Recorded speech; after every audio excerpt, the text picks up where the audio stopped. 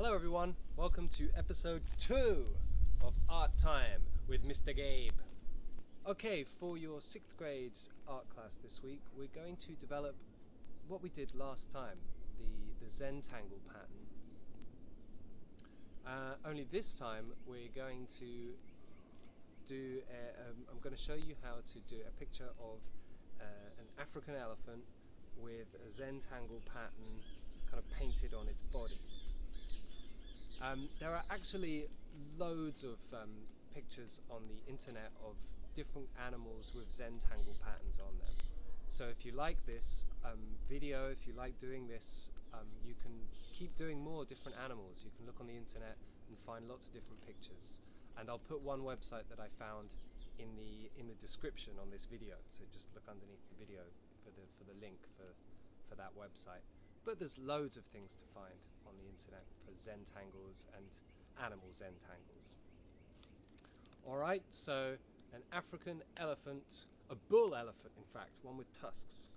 An African bull elephant Zentangle. Here we go. So we're going to start by practicing drawing the shape of the elephant. I'm reusing some paper here. This was some drawings I did for another video. But I'm just using the back of those pieces. It's good to reuse things when you can, isn't it, everybody? Okay, I want you to look at how I'm going to hold the pencil. I want you to see this, and I want you to try the same technique, please. Normally when writing or drawing detail, it makes sense to hold the pencil like this. And notice how the hand and the arm stay still. And it's really only the fingers that are moving to write or to draw details. I want you to change the grip of the pencil like this and use much more of the arm. Use the whole arm so the elbow and even the shoulder is moving. This creates, it's much easier to draw bigger shapes if you do this. And drawing shapes is the way to get this right. We're going to build up our elephant by using shapes. Okay, so hold the pencil like this, and let's start by a light circle. You can go round and round and round until you're kind of happy with the shape of it. Then we're going to do another 2 circles either side, a little bit smaller. How about that? Next we're going to add a big triangle.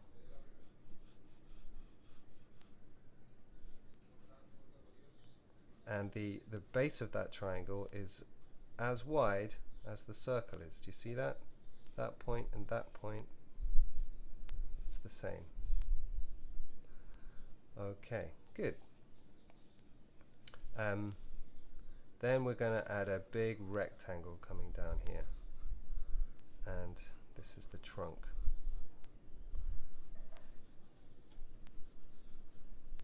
Not the whole trunk yet.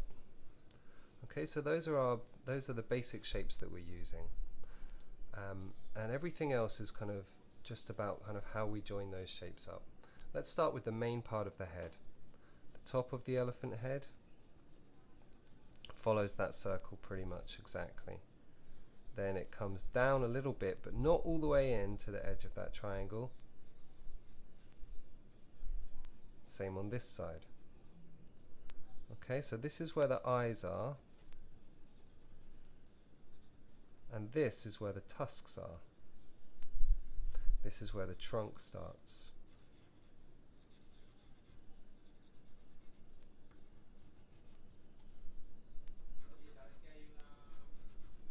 Let's do a curving trunk.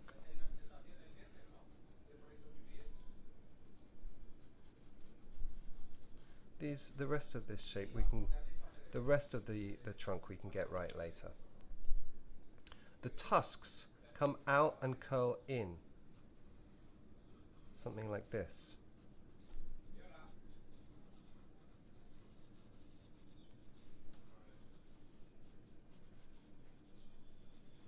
Big tusks for a bull elephant. That's the male elephant. Okay, so the ears, see how they join to the head like that, follow the curve of the circle, but then go out from the circle, and they're actually much bigger, right? We just use that circle for the top curve, and the ears are going to come down all the way to almost where that tusk is.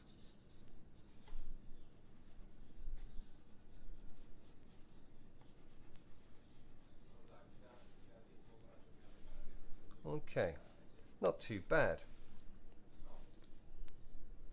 Let's try again. Circle,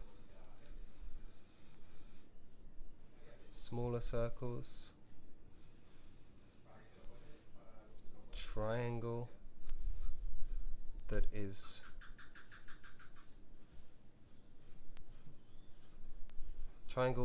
the same width, the base is the same width as the circle's, what is that, the circle's diameter going all the way across, or is that radius?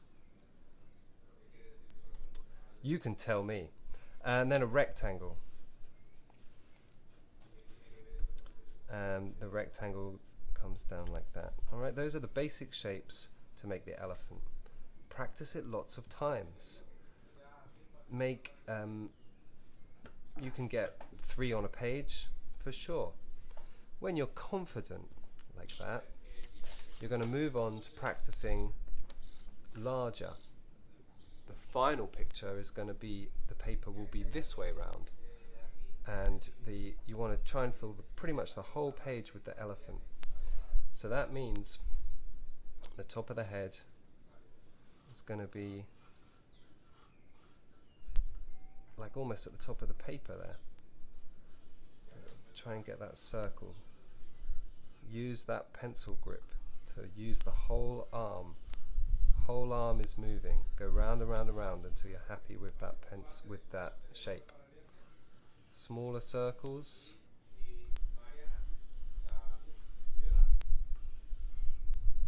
Triangle. You get the idea. Same as before, just bigger. Trunk. And the elephant's trunk is so long, it can touch the floor. But our trunk is going to curl like this a little bit.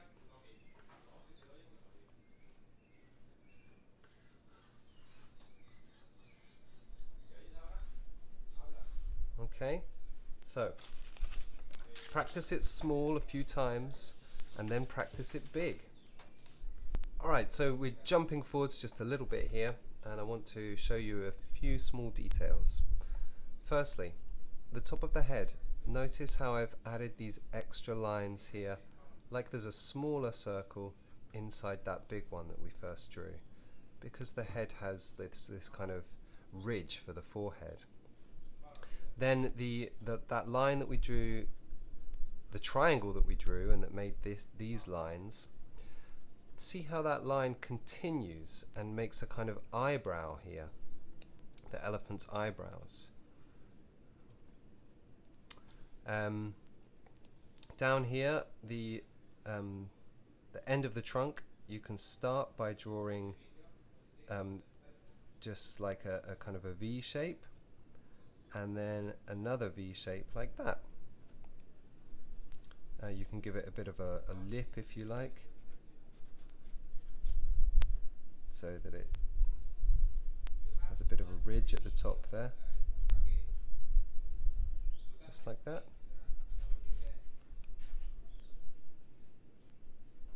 Something like that.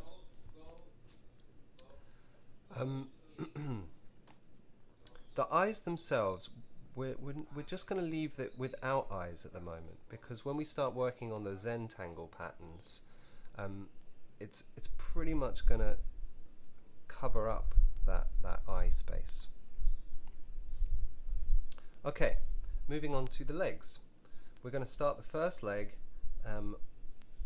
behind the trunk, and it's going to be at a slight angle because the elephant's body is basically going to occupy this space here. So the leg is kind of at an angle like this, just a slight angle, and it's coming out from where the trunk bends, just about here. like this, and then kind of bulges a little bit at the bottom, and the foot is going to be about as wide as the trunk at the top of the trunk. And it's just going to go up, and it's going to disappear behind the trunk like that. Okay, now the second one is going to come from pretty much the edge of the tusk and come down, and it's just going to bend in just slightly the other way. And there's still a bulge, bit of a bulge on either side. Put the toes in just a moment. This should come up this leg almost all the way to where their ear is. Now we're going to do the back leg, the first back leg. Going to start from just a little bit over behind the ear,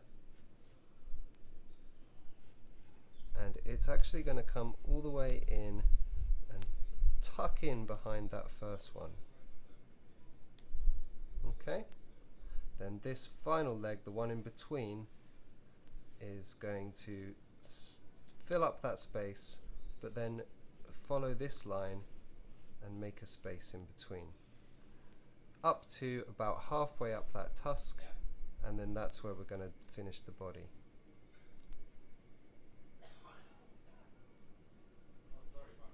That's the back of the body there. The last thing to do is just a little bit of the body up here, because the head is actually lower than the top of the body, just like that. Excellent. I just realized that I had the drawing in the wrong place, and you couldn't see the bottom as I was drawing it. So here's the feet. That's what they look like. These are the bulges I was talking about.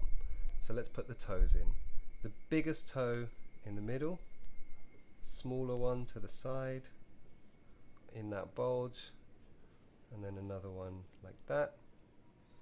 Same goes on this side, biggest one in the middle, slightly smaller on either side, and we can just see one there. The next thing we need to do is draw some guidelines in pencil for our Zentangle lines. The one we did last week, the lines were just random patterns across the page, but this time we want to make it look like the patterns are actually painted on the body of the elephant. So we have to draw them as if they're following the curves and lines of the body of the elephant. So let's start with the head, and let's kind of choose a central point right here in the center of the head. We might start with a circular Zentangle pattern. We could have like a flower kind of design right there in the center of the head.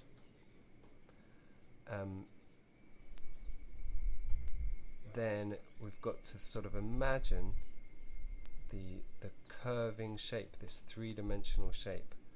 It would have these kind of curving lines on it. But then inside the ear, we're going to have a pattern that comes out like this. The elephant's knees are really, really low down its body. These are kind of almost where its knees are. Now here where the eyes are, we're going to follow that line and just make a little like Zentangle sort of area all of its own just here.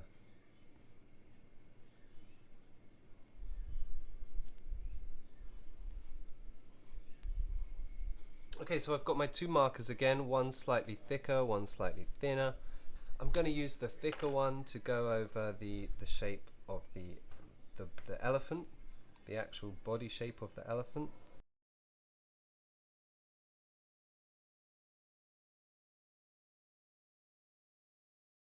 Great, moving on to the thin marker.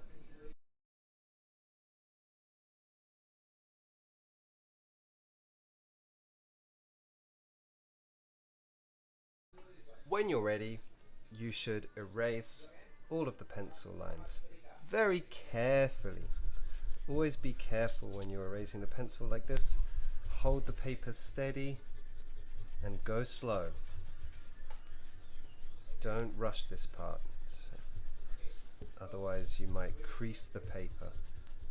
Alright, so the next stage of this drawing, this elephant Zentangle, is to fill in all the spaces with patterns. Now this can be done in a similar way to what you did before.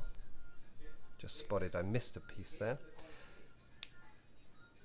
The one you did last week with the random patterns, you could try the elephant kind of random like that, but I think it will be more effective if you have a little bit more order to the drawing. For example, I'm going to start with the ears here, and I'm going to put some just straight lines in this section of the ear. Okay, and then in the next section we're going to have some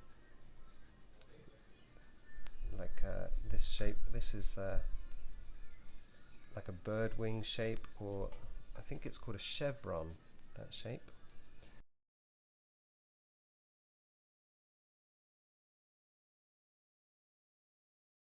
So next we're going to move on to the head, starting at the center of the head where I've put this flower. You don't have to do a flower here if you don't want to, but it is quite nice working with a circular a circular pattern.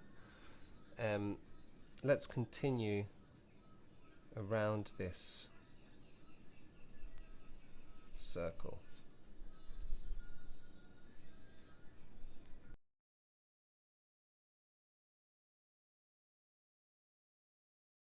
Okay, so for this section in between the eyes and above the trunk, I'm going to place a triangular shape. It's going to come up like this.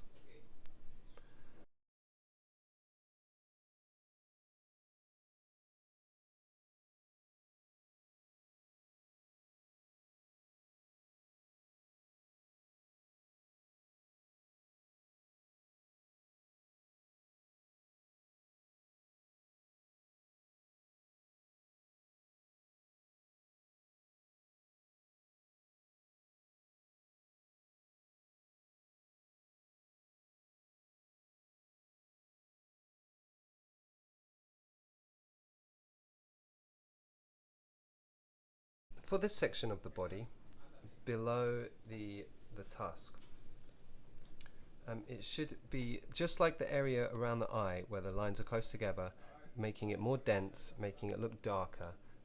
We need to do a similar thing here. So lots of lines very close together will create the effect of density. Okay, so we're ready for the last stage, which is adding color. And it's important that we choose colors carefully. We have a good color scheme of lighter and darker colors. So the colors I'm going to be using are pinks and purples, and yellows and oranges, and also reds. The yellow and the purple are what's called complementary colors. They are opposite each other on the color wheel. That means that they really stand out against each other. That's the beautiful thing with complementary colors. When you put them next to each other, it almost sort of enhances them. So the yellow somehow becomes even more yellow, and the purple even more purple when they're placed next to each other. So we're going to have a really brightly colored elephant here. I'm going to use the lighter colors just on the head and the ears, and not on the body behind, because I want the brighter colors to stand out, and that gives the effect of, that will give the effect of the head standing out more than the body. And because it's closer to us, it gives that illusion that that it's kind of popping out at us. And then just these darker colors will be used on this part of the body. Okay, let's jump right in.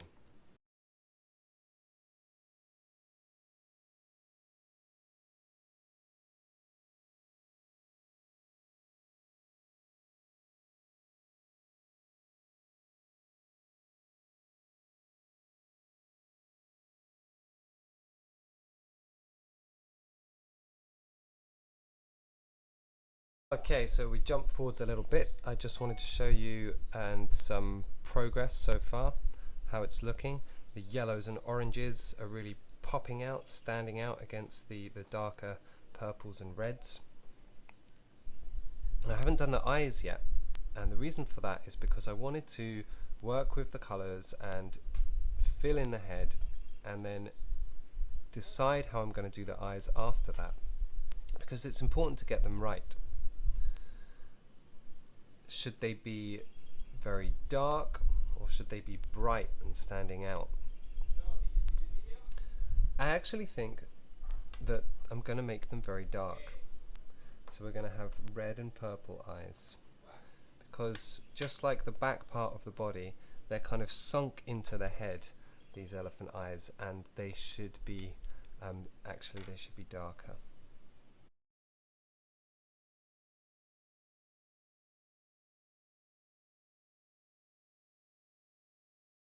Alright, so another little jump forwards, and we can really see that effect working now, how the darker colours sink back and the brighter colours pop out.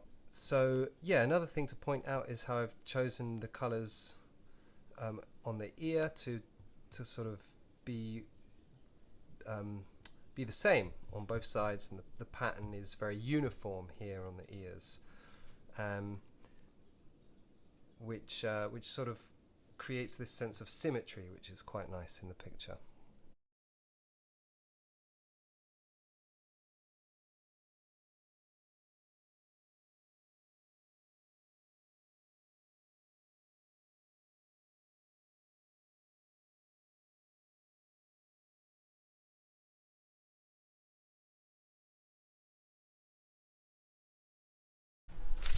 Okay, so here it is, everybody, the finished elephant Zentangle.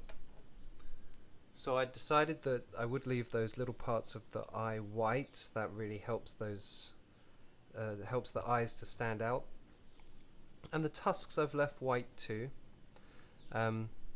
again just to help them stand out against the patterns. I hope it's really clear now that how the dark colours sink back and the bright colours stand out. And another thing to point out is the symmetry that I kept, just like the ears. I've kept the same colours on the legs there, and adding to that symmetrical effect. And then that back leg, even though the pattern's the same, the colours are darker, again just to make it appear as if it's sinking away, to give a kind of 3D effect. Well, I hope that you enjoy this process, and it does take time, but it's really worthwhile to create these beautiful pictures. Hope you had fun, and please keep your pictures safe. I want to see them when we get back to school. Bring them back to school.